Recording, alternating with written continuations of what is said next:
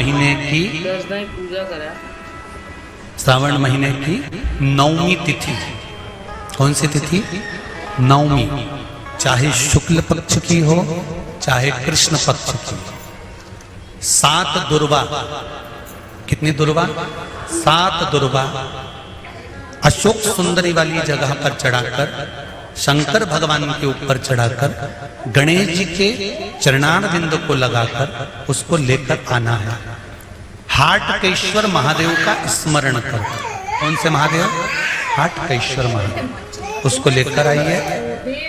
उदर में, पेट में रोग हो, बीमारी हो, बहुत ज्यादा तकलीफ हो रही हो, शरीर के अंतर्गत एसिडिटी रहती हो या पेट के अंतर्गत कोई ना कोई बीमारी बनी ही रहती हो, उसको भादों के महीने में, कौन से महीने में? भादों के महीने में किसी भी दिन सुबह के समय जब आप वो दुर्वा लेकर आए, 5 दिन 6 दिन 7 दिन में एक एक कर कर खाली पेट उसको चबा चबा कर खा लो और पानी पी लीजिए।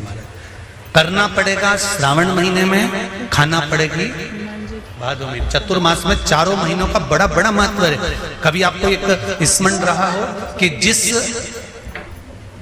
नारी के, स्त्री के रजोधर्म से जुड़ी हुई या पुरुष वर्ग में भी कहीं ना कहीं किसी ना किसी रूप में इस उदर से लेकर एड़ी तक के बीच में जो भी तकलीफें होती हैं उससे जुड़ी हुए के लिए भी सावन के महीने में एक प्रयोग आता है। उसको कर लेने से संपूर्ण जीवन समय में ये नाभि कोश से लेकर एड़ी तक के बीच में कभी तकलीफ हो ही नहीं सकती। और वो जल शंकर भगवान को शूलपाणेश्वर महादेव के नाम से चढ़ाया था। कौन से महादेव के नाम से? शूलपाणेश्वर महादेव। शूलपाणेश्वर, उसका भी स्थान है कि वो जल कहां चढ़ता है। तो पहले तो 9वीं तिथि का दुर्वा प्रयोग भगवान शंकर को समर्पित करते हुए, अशोक सुंदरी वाली जगह पर समर्पित करते हुए श्री गणेश जी महाराज को कहकर, आपको याद होगा जिस समय पर श्री गणेश जी महाराज कुबेर जी महाराज के घर में भोजन करने गए थे, सारा अन्न भगवान गणेश जी पा गए थे, तब शंकर भगवान ने दुर्वा भेजी थी। ये दुर्वा जब गणेश जी को भेजी गई थी तो वो औषधि के लिए भेजी गई थी कि गणेश जी ने ज्यादा पा लिया है तो शरीर में रोग ना हो जाए, पेट में कोई रोग ना हो जाए। तब शिव जी ने भेजी थी अशोक सुंदरी के माध्यम से। इस दुर्वा का प्रभाव रोग मुक्ति के लिए किया जाए। रोग दुर्वा महाराज।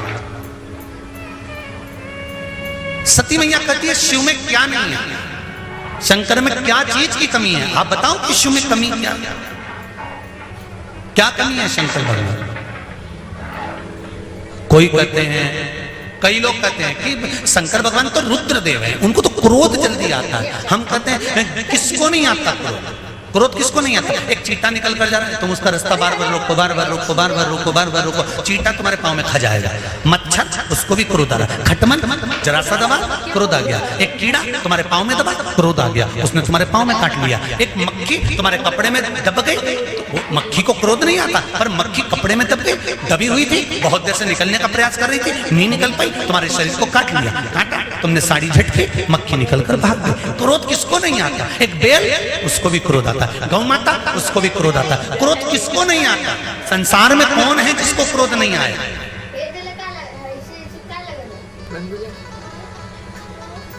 मेरे शिव को क्रोध आता है, पर कब आता है?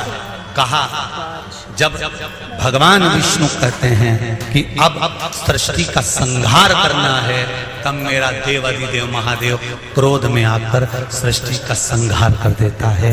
सती मैया कह रही है पिताजी शिव जी से मेरा विवाह करा दो। शंकर भगवान ने विवाह करा दिया, मन गवारा नहीं करा, इसलिए शिव जी को पूछते नहीं थे। कई संसार में कई लोग ऐसे हैं जो शंकर भगवान की आज भी निंदा करते हैं। संसार में कई लोग हैं, और दूर नहीं, तुम्हारे अड़ोसी पड़ोसी में भी कई लोग ऐसे होंगे, तुम मंदिर जाओगे तो भी निंदा कर देंगे। ये चलिए शिव जी की भक्तन, ये चलिए शंकर जी के मंदिर। कई लोग ऐसे होंगे जो अपशब्द कर देंगे, शंकर जी में क्या रखा है, क्यों वो सियोर वाले के चक्कर में पड़े हो, क्यों ऐसा कर रहे हो, क्यों वैसा कर रहे हो। उसको तो कथा तक नहीं आती, दिन भर बैठ के उपाय बताते रहता है, तोड़ के बताता रहता है, तो भी तुम मुंह से कह देती हो। उसने किसी के घर जाके थोड़ी ना किया कि तुम उपाय करो, मन हो तो करो, नहीं तो चक्कर तान के सो। कौन कहे? किसी और वाला महाराज तुम्हारे घर पर आकर कहा था कभी कि तुम ये करो, अगर तुम्हें कथा अच्छी लगे तो टीवी चालू रखो, नहीं तो रिमोट तुम्हारे हाथ में दूसरा महाराज आ गया होगा, उसको देखो। कहा किसने तुमसे किसी और वाले महाराज को? शंकर से दिल लगाना सरल नहीं है,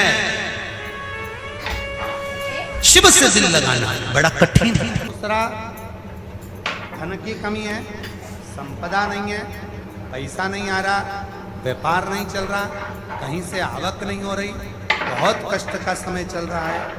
शमी के वृक्ष में, शमी के वृक्ष के नीचे जब जाएं, और शमी के वृक्ष के नीचे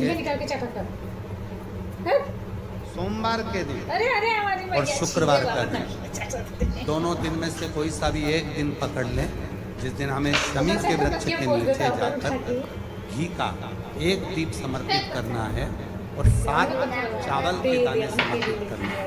उसी का एक चावल का दाना उठाकर शंकर के शिवलिंग में ले जाकर चढ़ाना है।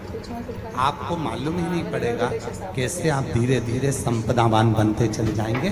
शमी का पौधा मेहनत आपकी, संघर्ष आपका है, आपको परिश्रम भी करना है और साथ में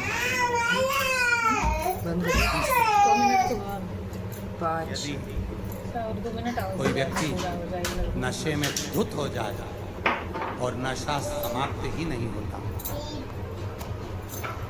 मदिरा के नशे में इतना डूब गया कि वो छोड़ने को तैयार नहीं। शमी के वृक्ष के नीचे शिवलिंग का निर्माण करो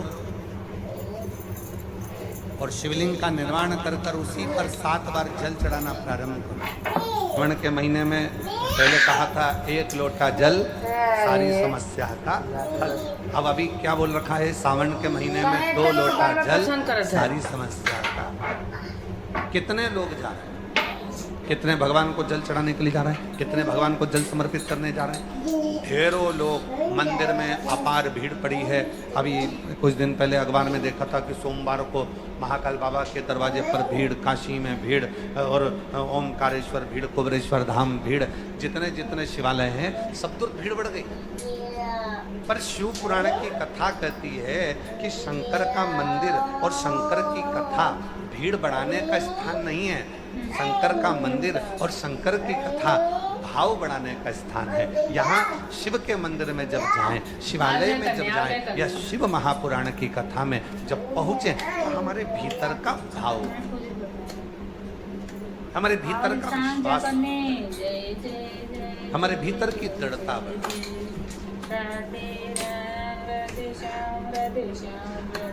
और जब हमारा विश्वास बढ़ता है, जब हमारा भरोसा बढ़ता है, जब हमारी दृढ़ता बढ़ती है, तो अपने आप कार्य सफल होता है। मंदिर तो ढेर जा रहे हो, शिव मंदिर में भीड़ लगी पड़ी हुई है, सारे शिवालयों में भीड़ लग गई। शिव महापुराण ने संसार के लोगों को मंदिर जाना सिखा दिया, सारे शिवालय भरे पड़े हुए हैं। पर शिवालय तक तुम जाओ, शंकर जी को रोज सावन के महीने में 2 लोटा जल चढ़ाओ, पर उस जल के साथ में तुम्हारा विश्वास भी शिव के चरणों में हो। क्या सोच कर जा रहे हो? केवल शंकर सोच कर नहीं, केवल ये सोच कर नहीं जाना कि शिवालय, केवल ये सोच कर नहीं जाना कि मंदिर है, केवल ये विचार कर नहीं जाना कि भगवान शंकर का शिवलिंग पत्थर का है।